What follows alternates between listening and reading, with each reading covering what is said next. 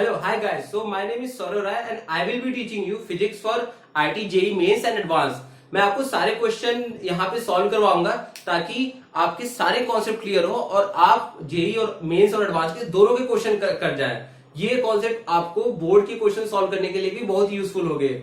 मैं Unacademy live में भी टीच कर रहा हूं, so you can follow me over there so that we can have a real time discussion of doubt. क्योंकि फिजिक्स एक ऐसा सब्जेक्ट है जिसमें डाउट्स आते हैं और once that doubts are solve you are very much confident that you can solve any problem. इसमें जो क्या होता है कि एक बार हमारी अंडरस्टैंडिंग बन जाती है तो उसके बाद जो क्वेश्चन होते हैं वो हमारे बहुत इजी लगने शुरू हो जाते हैं।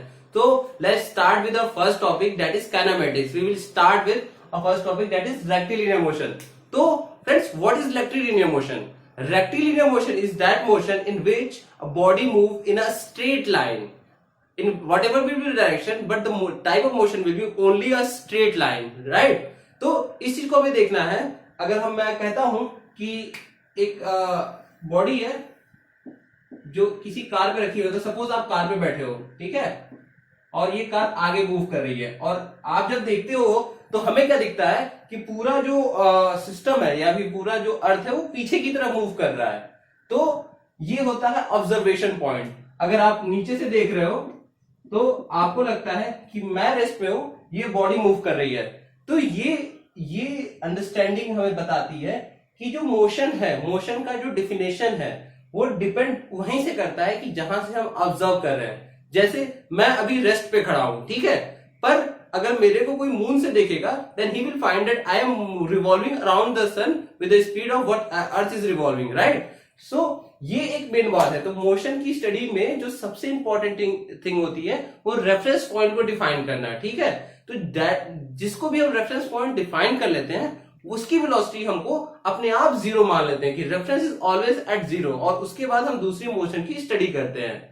समझ में आया? जैसे ये जो बॉडी जब यहां बैठी थी तो इसने अपने आप को रेस्ट मान लिया था और ये जो मोशन और पूरी इसको अर्थ जो है वो मूविंग लग रही थी, और जैसे ये बॉडी ये यहां पे खड़ी है तो इसको ये बॉडी मोशन में लग रही है। पॉइंट ये है यहां समझने का कि जब भी हम जहां से भी किसी भी एक पॉइंट को ऑब्जर्व करते हैं तो हम जहां खड़े रहते हैं या फिर where observer is standing that point is treated to be at rest, ठीक है। तो अब हम क्या करेंगे, अब हम लोग कुछ एग्जाम्पल देखेंगे जिसमें कि इस कॉन्सेप्ट को एक बार फिर से रिवाइज कर सकते हैं, ठीक है। तो सपोज हम इसी को समझने के लिए एक एग्जाम्पल लेते हैं। सपोज एक गाड़ी है, ठीक है, वो यहां पे एक कोई बॉय खड़ा है जो इस गाड़ी को ऑब्जर्व कर रहा है जो कि 15 मीटर पर सेकेंड से चल रही है, ठीक है। ये वेलोसिटी मैंने लिख दी, और 15 सेकंड लिखना सफिशिएंट नहीं होगा, हमें वेलोसिटी लिखनी है तो डायरेक्शन भी बताना पड़ेगा क्योंकि velocity is a vector quantity, we all know.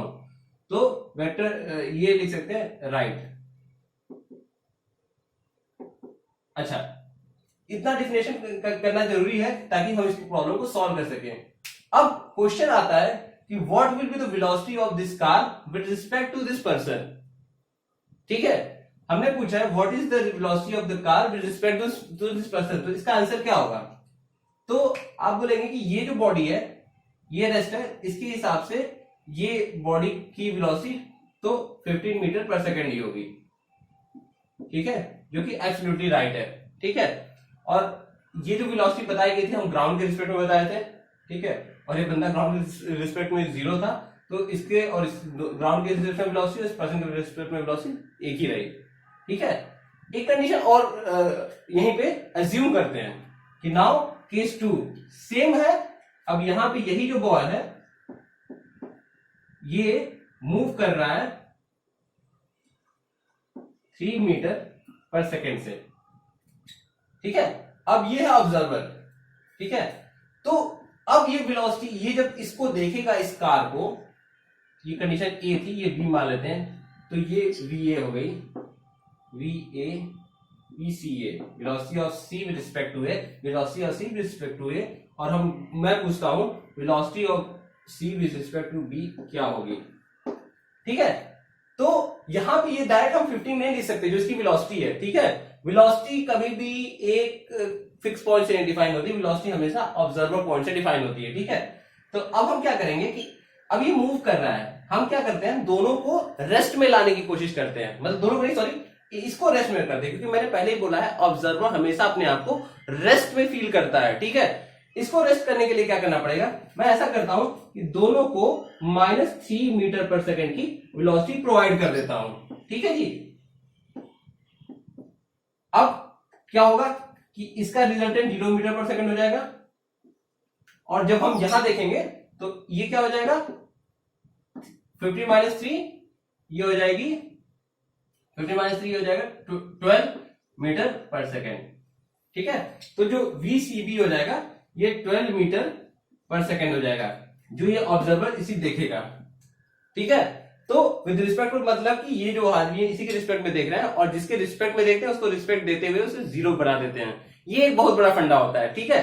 तो हम निकालिए VCB इक्वल टू, यहां पे आ गया 12 मीटर पर सेकेंड। अब ये तो हमने एक अंडरस्टैंडिंग पॉइंट से समझ लिया, ठीक है। अब हम इसको फॉर्मूले से समझने की कोशिश करते हैं। फॉर्मूले से कैसे समझेंगे कि चलिए अब हम लोग इसका एक डिराइव करते हैं फॉर्मूला, ठीक है। तो जो मैं लिख रहा था, एक्चुअली मैं लिख रहा था यहाँ पे, अब मैं इसको एक्सप्लेन करूंगा कि इसका मीनिंग कैसे, इसको हम लोग मैथमेटिकली एक बार रिप्रेजेंट कर देते हैं, क्योंकि कभी कभी हम लोग हर कंडीशन में एक वो नहीं कर सकते, हमेशा एक इस तरह से बना के या फिर बनाने में टाइम भी लग जाता है। तो हम एक फॉर्मूला बना लेते हैं और उस फॉर्मूले को हम लोग ब्लाइंडली इस्तेमाल कर सकते हैं, ठीक है, जब तक ऑल केस सेम है। तो देख लेते हैं फॉर्मूला क्या होता है।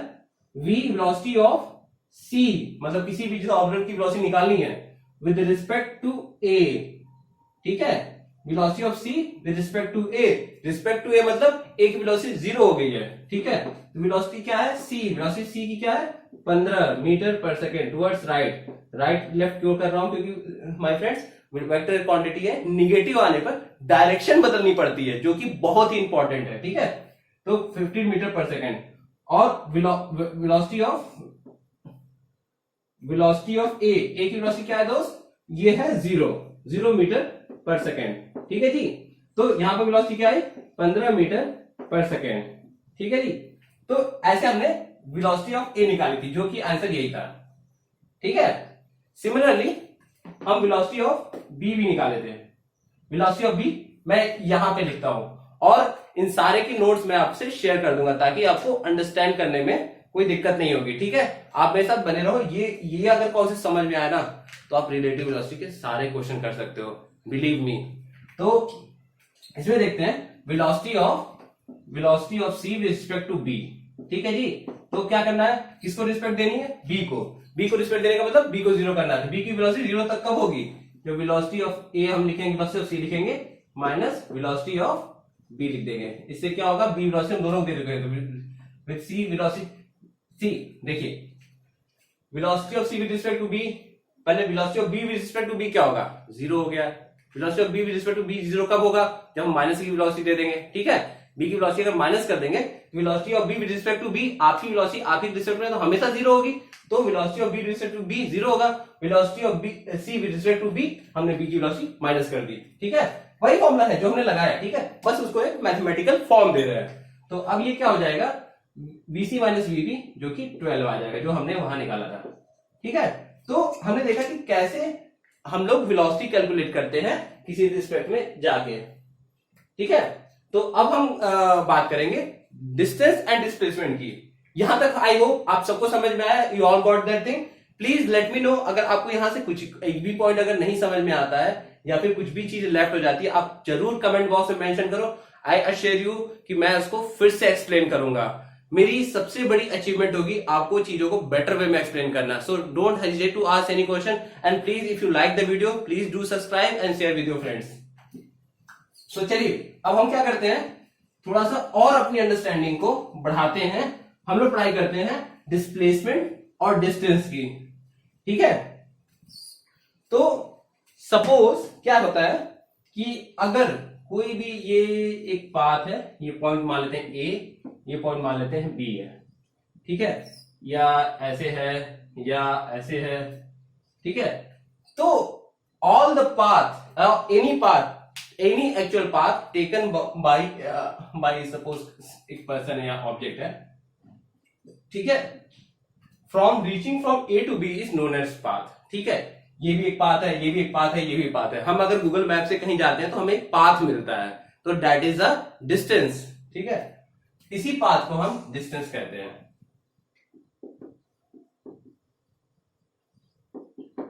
ठीक है, तो what is the distance? Distance is a path taken by object from reaching from A to point B. ठीक है, और इसी के बाद जो दूसरी चीज आती है अंडरस्टैंड करने के लिए, वो होती है डिस्प्लेसमेंट। तो डिस्प्लेसमेंट क्या होता है? अच्छा, ये तो मैंने बता दी कि जो भी पाथ है ये इसको हम लोग डिस्टेंस कहते हैं, और जो डिस्टेंस होता है वो हमारा स्केलर क्वांटिटी होता है। ठीक है, और इन दोनों के बीच में जो शॉर्टेस्ट पाथ पॉसिबल है, जो शॉर्टेस्ट पाथ पॉसिबल है, वो एक स्ट्रेट लाइन से डोनेट होता है, और वो पॉइंट ए और बी को वो करता है, इसे डिस्प्लेसमेंट कहते हैं।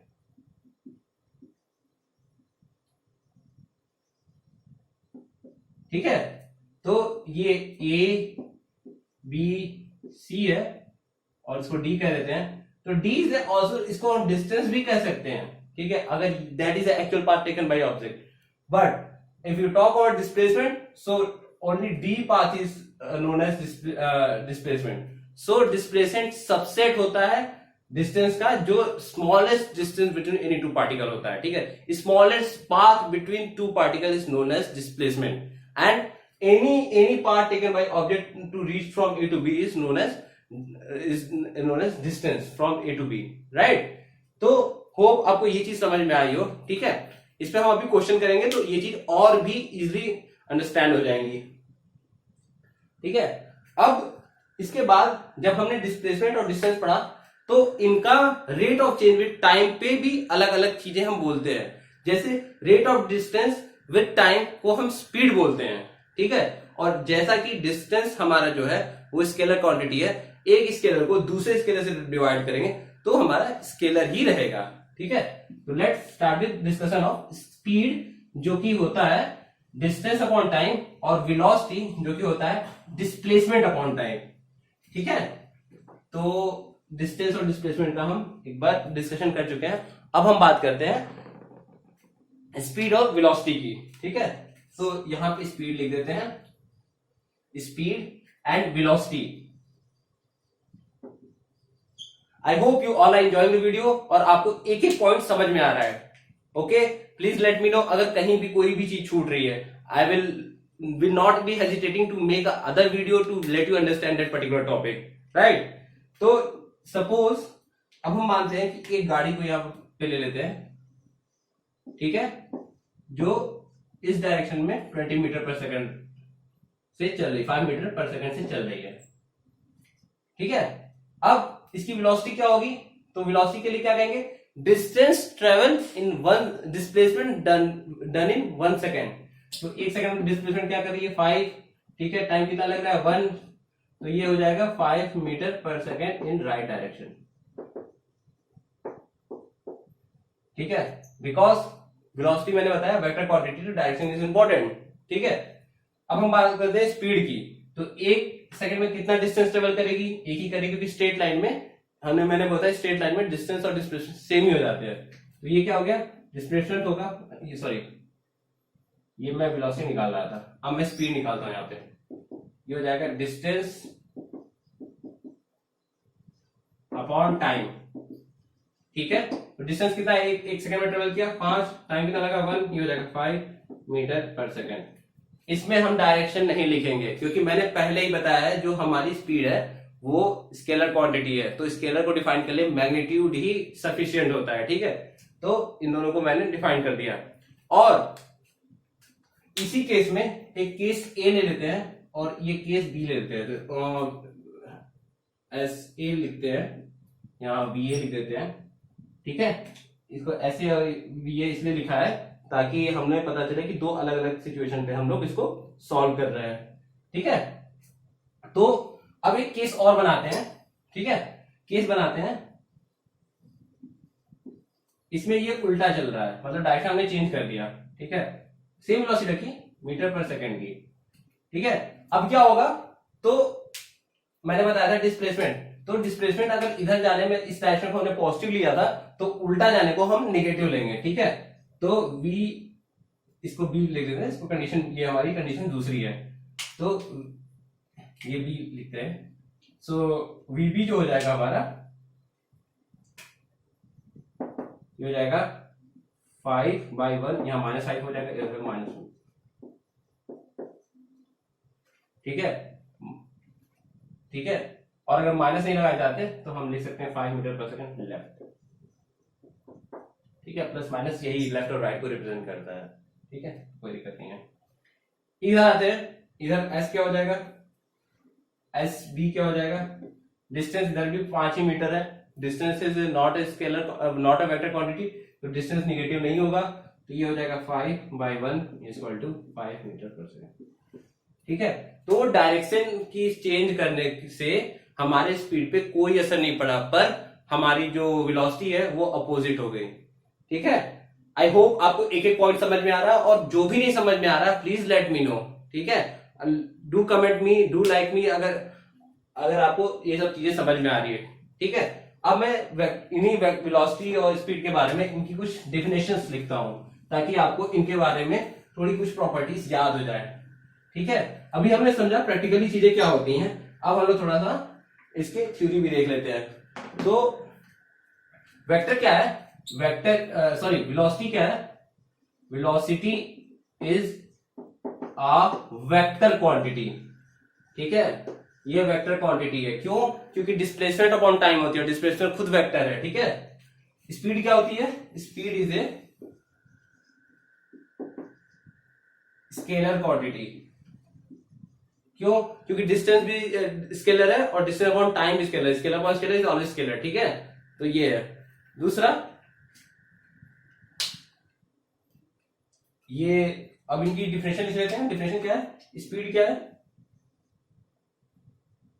स्पीड जो होती है ये होती है distance upon time, on time, ठीक है। या अगर इसको हम लोग मैथमेटिकल टर्म में बोले तो rate of change of distance with time, ठीक है। उसी तरह वेलोसिटी क्या होती है, ये होती है डिस्प्लेसमेंट अपॉन टाइम,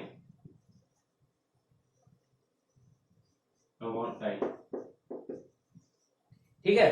तो आई होप आपको स्पीड और वेलोसिटी में अंडरस्टैंडिंग क्लियर हो गई है। हमने पहले डिस्प्लेसमेंट पढ़ा, अब स्पीड पढ़े, और दोनों के बीच में डिफरेंस समझा, ठीक है। हम लोग एक एग्जांपल से देखें कि कैसे वेलोसिटी डिफर कर जाती है जब डायरेक्शन चेंज होता है, पर स्पीड डिफर नहीं करती है, क्योंकि स्पीड सिर्फ मैग्नीट्यूड पर डिफर करती है, ना कि डायरेक्शन चेंज पे, ठीक है। दूसरी चीज, जब स्ट्रेट में ही कोई बॉडी मूव कर रहा था तो और एक ही डायरेक्शन हम देख रहे थे तो दोनों की सेम थी, क्योंकि पास स्ट्रेट ट्रेवल हो रहा था, तो जितना डिस्प्लेसमेंट होता उतना डिस्टेंस ट्रेवल हो रहा था, ठीक है। इसमें एक दो क्वेश्चन और कर लेंगे तो हमारे कुछ और कॉन्सेप्ट क्लियर हो जाएंगे, ठीक है। मैं इन सबके आपको पीडीएफ नोट्स प्रोवाइड कर दूंगा डिस्क्रिप्शन लिंक पे, तो अगर कोई पॉइंट छूट रहा है तो कोई टेंशन वाली बात नहीं है, आपको बिल्कुल निश्चिंत रहे, you will be getting everything what I am teaching over here, ठीक है। बस आप मेरे साथ बने रहें और पूरे वीडियो को लास्ट तक देखें, ठीक है। अब बात करते हैं एवरेज स्पीड की, ठीक है।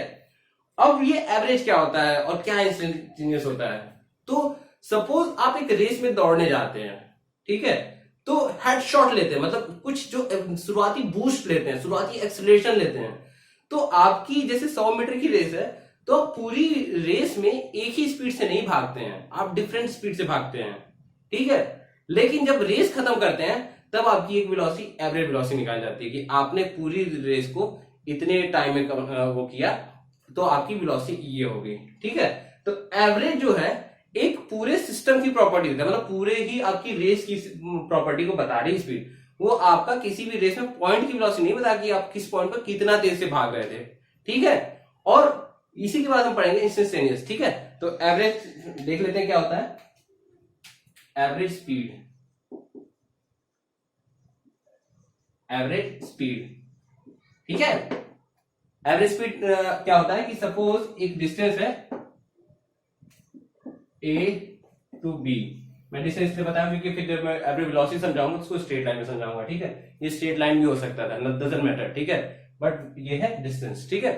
अब एक रेसर था, इसने अपनी रेस शुरू की, इसने अपनी रेस शुरू की और बहुत जोर से यहां तक दौड़ा, ठीक है। उसके बाद क्या हुआ, ये कुछ धीरे हो गया और ये फिर हो गया, अब यहां तक दौड़ा, ठीक है। लास्ट में जब उसे लगा कि अब मेरे को जीतना चाहिए तो उसने फिर से स्पीड बढ़ाई, ठीक है। यहां पे स्पीड S1 से दौड़ा, यहां स्पीड S2 से दौड़ा, यहां स्पीड S3 से दौड़ा, ठीक है। सारे में अलग अलग स्पीड थी, ठीक है।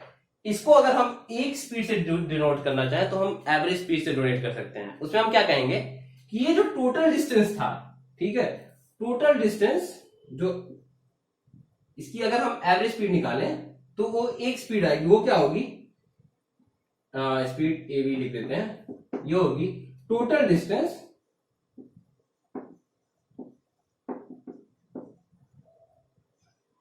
अपॉन टोटल टाइम, ठीक है। अब मैं ये S1 S2 क्यों समझा रहा हूं, देखिए, it may be possible that your average speed can be none of from in this threes, ठीक है। तो जो हमारी एवरेज स्पीड है, ऐसा भी हो सकता है वो इन तीनों में से कोई भी स्पीड ना हो, ठीक है। That is just a mean, just a average property, ठीक है। तो ये चीज ऑब्जेक्टिव पॉइंट ऑफ व्यू के लिए बहुत इंपॉर्टेंट होती है समझना कि व्हाट इज एवरेज, ठीक है। It's not necessary that average is attend between these two points. It is there can be possibility that in some distance the runner also run with the average speed, but it's not a compulsion that a runner should run with this velocity. But it's a hypothetical condition कि if I replace with this runner with another runner, sorry, hypothetical condition with another runner, and if he run with this velocity over all the time, then the time required to reach over here is with the same path, sorry, the path is same, then the time taken to reach to this point will be the same, ठीक है। तो average का सिर्फ यही मतलब होता है, got it. I hope आपको एक एक पॉइंट समझ में आ रहा है, ठीक है।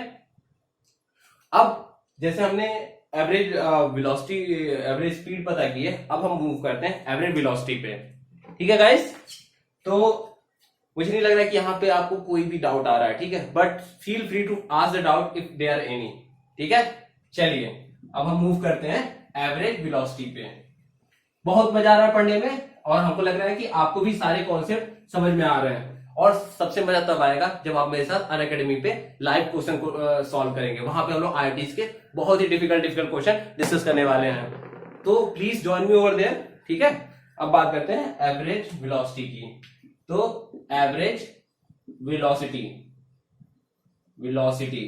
ठीक है, ये क्या होती है, तो ये वही चीज होती है जैसे हमने डिस्टेंस बताया। तो सपोज फिर से बना लेते हैं, ये बी पॉइंट है, तो इनके बीच में वेलोसिटी की बात करें तो हमें क्या निकालना पड़ेगा, डिस्प्लेसमेंट, ठीक है। ये है इन दोनों के बीच का स्ट्रेट लाइन से जो जॉइन कर रहा है, ये है डिस्प्लेसमेंट। तो एवरेज वेलोसिटी क्या होगी,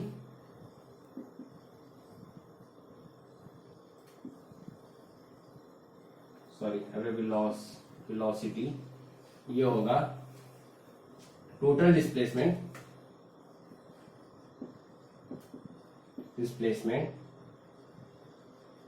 अपॉन टोटल टाइम,